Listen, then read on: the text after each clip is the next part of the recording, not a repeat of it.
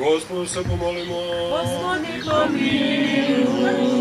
Gospode Isuse Hriste, Bože naš, blagoslovi ove hleb i ove vino, Duhom svojim sveti, mir si sveti, blagosloven svakda, sada i uvek i uvekove vekova.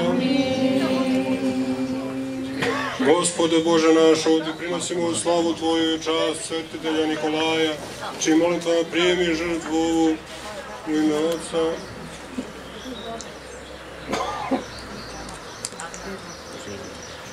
i Sina i Svetoga Duha, sada i uvek i uvekove vekova. Amin. Svjati mučenici,